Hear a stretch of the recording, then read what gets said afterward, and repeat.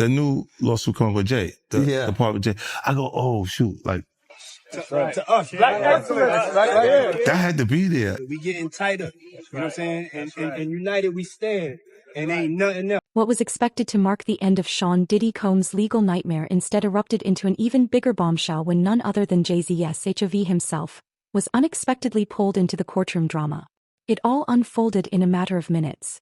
Now, I bet you want to know why Jay-Z and Beyonce's name keep popping up around the whole Diddy thing. Well, that's why I'm here. Now, first thing you gotta know is when somebody like Diddy gets taken down, things always start out as a rumor. Diddy has had rumors floating around for like decades. Well, Jay-Z had a problem. He right there in the corner, by the way. Jay-Z has had a few rumors himself, but more like speculation. People see Jay-Z in a picture of R. Kelly, they're like, I guess they both make music. Then Jay-Z with Harvey Weinstein. People are like, I guess they both do business. Then, of course, Jay-Z with Diddy. Now, hold on. Here's the thing. Jay-Z and Diddy go way back. Like back to the days when they were both coming up. So you could say they might just have a lot of respect for each other. But on the other hand, people are like, well, if you've known each other that long, Jay-Z, you must have known what Diddy was on. But Jay-Z has always had a history of keeping quiet, which brings us to Aaliyah. Now, I'm sure y'all remember R. Kelly dated Aaliyah when she literally needed her parents' permission slip to get married. Now, if I remember correctly, her parents got the permission slip and said, marry who?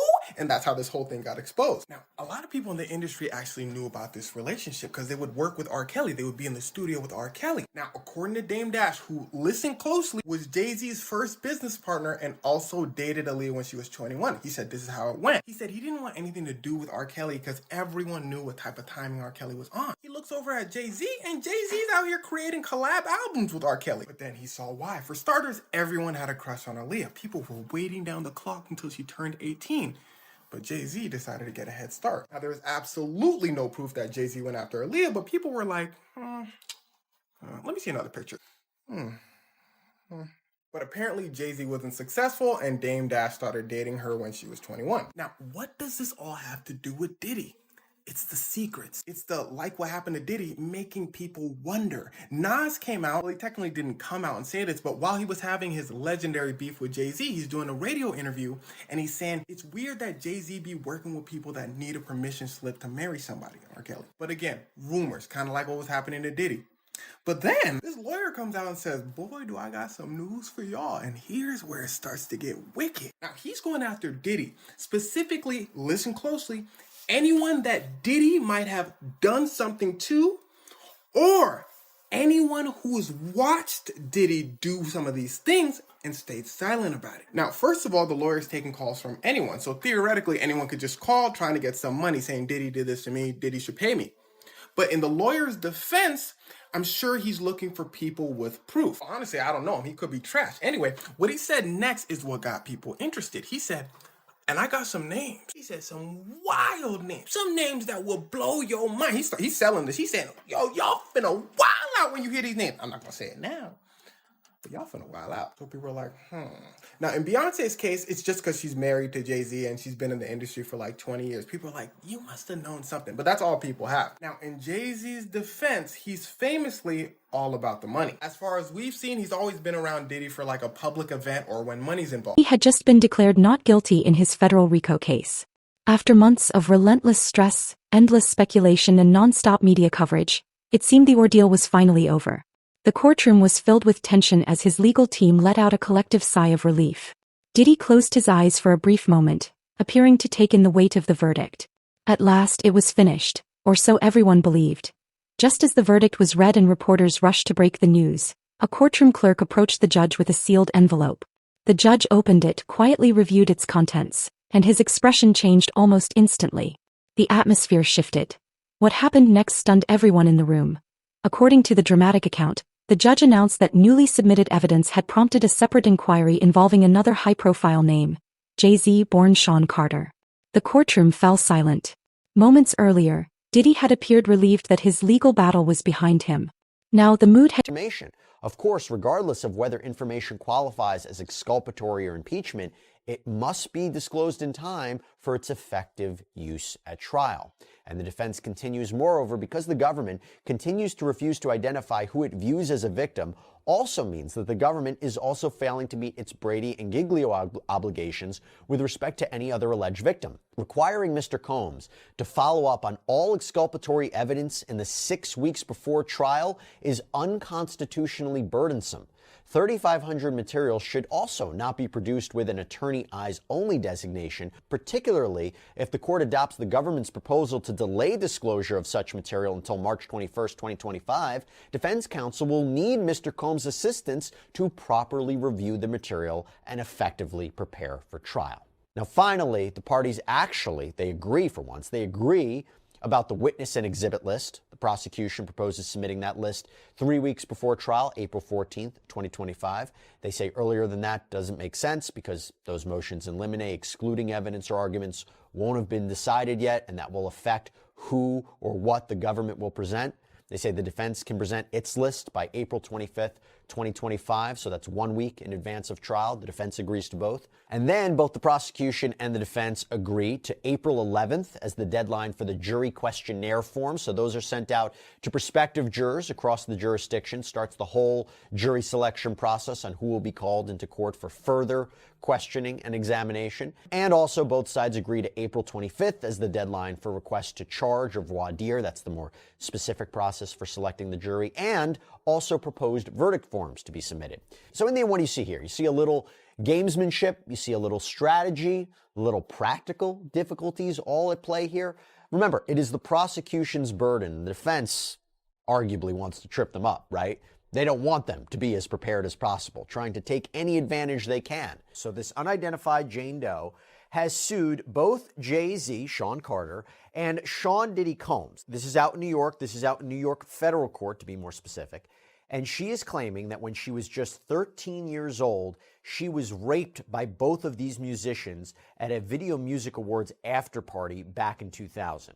And now Jay-Z, who is adamantly denying the allegations, is not only trying to get the whole case dismissed and thrown out, but he is also asking the court to impose sanctions upon Jane Doe's Texas attorney, Tony Buzbee. Now, this may sound very familiar, by the way, because this has been an ongoing legal war between Buzbee and Jay-Z and his legal team. Accusations that Buzbee engaged in extortion, that his firm pressured a client to lie, that Jay-Z's camp has been engaging in intimidation and harassment. Jay-Z called Tony Buzbee a deplorable human being. He even filed a lawsuit against Tony Buzbee. And by the way, Jay-Z and his legal team, their position was that Buzbee had extorted the rapper, that Buzbee allegedly threatened Jay-Z during negotiations that he would go public with these claims. Jay-Z says these are false claims, but public with these claims unless Jay-Z agreed to pay what they claim is a, quote, exorbitant sum in private mediation within a 2-week period.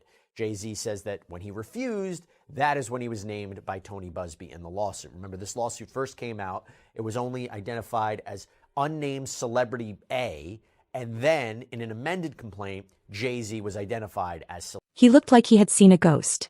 According to people familiar with the proceedings, the unexpected mention of Jay-Z came during testimony from a confidential witness in a closed courtroom session.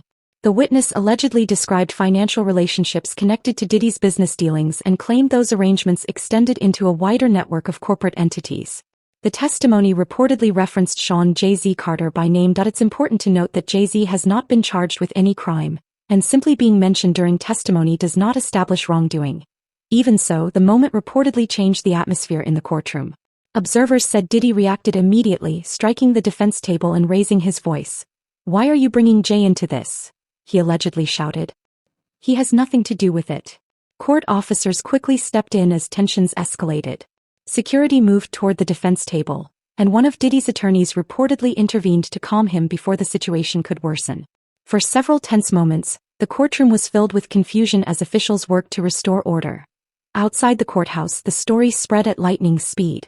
As reports of the alleged courtroom exchange began circulating, social media erupted with speculation. Trending topics centered on Jay-Z's reported mention during the proceedings, while headlines across major platforms fueled public debate. Posts and reactions flooded every corner of the internet. Memes appeared within minutes, theories multiplied, and countless users tried to piece together what the testimony might mean. While many of the claims circulating online remained unverified, the sudden connection between two of hip-hop's biggest names instantly became one of the most talked about stories of the day. To engage in sex work for him during his white parties from 2004 to 2009 at defendant Combs' homes in Miami, Florida, and Hampton, New York. Again, we do not know for sure if she is now a part of this criminal case. But that's where my mind went, okay? I thought about the time frame. I thought about her civil lawsuit. It's not outside the realm of possibility. So again, we don't know for sure if she's an alleged victim or a key witness in this case, the same way we don't know for sure if Cassandra Ventura is either. But, we're looking between the lines. Oh, and by the way, let me just add this. Generally speaking, several lawsuits have alleged illegal conduct committed by Combs between 2004 and 2008. Okay. Now, one other thing I have to mention about this, the significance of this change, is that the original complaint had 2008 to the date of the indictment. Now it's 2004 through in or about 2024. So that signifies to me they may be talking about a criminal enterprise engaging in illegal activity even after the indictment. And that's not surprising because, as we reported here on Sidebar, Combs has been accused of breaking the Bureau of Prisons rules as he's locked up at the Metropolitan Detention Center out in Brooklyn, New York. He's been accused of using other inmates' PAC numbers, engaging in three-way phone calls, using others to try to reach out to victims and witnesses. Now, I'm not saying this is what prosecutors are referring to, but there have been allegations that he and those close to him have been engaging in alleged misconduct since his arrest and indictment. So maybe that's why you see the change in that time period. All right, so now let me move on to the next change that I noticed. And again, this is trying to broaden out, in my mind, trying to broaden out the scope of alleged illegal activity from just freak-offs. This is beyond just freak-offs. Why? Because in the superseding indictment, it says now some of the commercial sex acts were freak-offs. So you have commercial sex acts that could be illegal that don't, again, rise to the level of freak-offs. There was also another line in the superseding indictment that was new, and I want to tell you about it. It says on page 6, in connection with the commercial sex acts, Combs provided the victims with, among other things, monetary payments, career opportunities, and payment of rent and housing expenses. That is a new line. And it seems to me what they're really trying to do, prosecutors here, are trying to explain the commercial element of these acts, providing or promising something of value to coerce these people into doing this. Now, by the way, the defense will say, look, Sean Combs, if these were his girlfriends or these were his romantic partners, don't boyfriends pay for gifts? Don't they give them money if they need it? Don't they help them out? This is not sex trafficking. This is a relationship. That is what I anticipate we will hear from the defense. Okay, now we have another big change in this superseding indictment. Actually, it's a whole new paragraph. This wasn't in the original indictment. This is the new paragraph in the superseding indictment. Quote, other commercial sex acts involved only Combs and a female victim. As with freak-offs, other members and associates of the Combs enterprise. Archival clips of Diddy and Jay-Z sharing stages, celebrating at award shows, and appearing together at high-profile events quickly resurfaced across social media. The footage was everywhere, prompting fans of both artists to search for answers about the reports circulating online. Even Beyoncé's devoted fan community joined the conversation, pushing back against speculation involving her husband and criticizing posts they believed were spreading unfounded claims. Inside the courtroom, however, the judge reportedly clarified an important point. The reference to Jay-Z was not a criminal charge or indictment. Instead, it was described as testimony that investigators were reviewing certain financial matters connected to the broader case. Mentioning a person's name during legal proceedings does not, by itself, imply criminal liability. That clarification did little to slow the online reaction. Legal commentators immediately began debating what, if anything, the testimony could mean. Some questioned the credibility of the confidential witness. Others wondered whether prosecutors were simply exploring every possible lead or whether the testimony reflected a wider examination of business practices within the entertainment industry. One legal analyst noted that when a prominent public figure is mentioned during significant court proceedings, it almost always attracts intense public attention, even when no allegations result in criminal charges. According to reports from people familiar with the courtroom, Diddy appeared visibly shaken by the unexpected turn of events. After weeks of testimony, what many expected to be a defining moment in his legal battle instead sparked a fresh wave of headlines and speculation, drawing renewed attention to his long-standing professional relationships. For decades, Diddy and Jay-Z have been viewed as two of hip-hop's most influential entrepreneurs. From iconic parties in the 1990s to award show appearances, collaborations, and major business ventures, their careers have often been linked in the public eye. As a result, any courtroom reference connecting their names was almost guaranteed to dominate the news cycle. Jay-Z's representatives responded swiftly to the growing speculation. In a public statement, they said that Mr. Carter had not been contacted by law enforcement regarding the matter and rejected suggestions that he was involved in the legal issues surrounding the case. Despite that response, discussion online continued to intensify. Headlines, reaction videos, and social media posts multiplied by the hour, with many users drawing conclusions long before any additional verified information became available.